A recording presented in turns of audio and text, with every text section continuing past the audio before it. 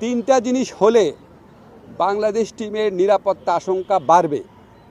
একটা হচ্ছে বাংলাদেশ টিমে যদি মুস্তাফিজ অন্তর্ভুক্ত হয়, দুই হচ্ছে বাংলাদেশ যে দলের যে সমর্থকরা আছে ওনারা যদি বাংলাদেশের জাতীয় যে জার্সি আছে, আমাদের ন্যাশনাল জার্সি আছে, এটা পরে যদি ঘোরাফেরা করে।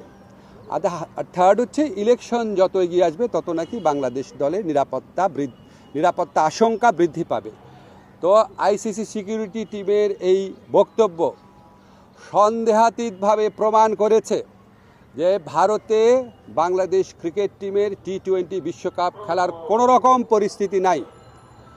আইসিসি যদি আশা করে আমরা আমাদের শ্রেষ্ঠ বোলারকে বাদ দিয়ে আমরা ক্রিকেট টিম করব, আমাদের যারা সমর্থক আছে তারা বাংলাদেশের জার্সি পরতে পারবে না, আর আমরা ক্রিকেট খেলার জন্য বাংলাদেশের নির্বাচন পিছিয়ে দিব, এর চেয়ে উদ্ভট, অবাস্তব, অযৌক্তিক কোনো প্রত্যাশা হতে পারে না।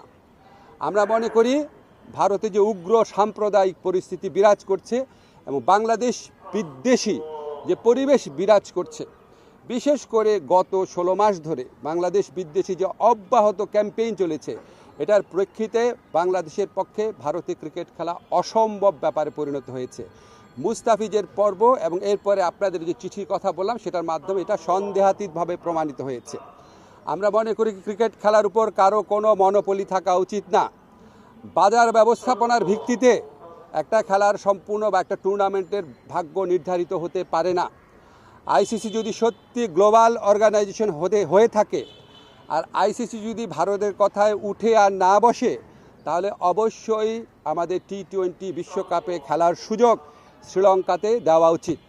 এই প্রশ্নে আমরা কোনো রকম নতি স্বীকার করব না।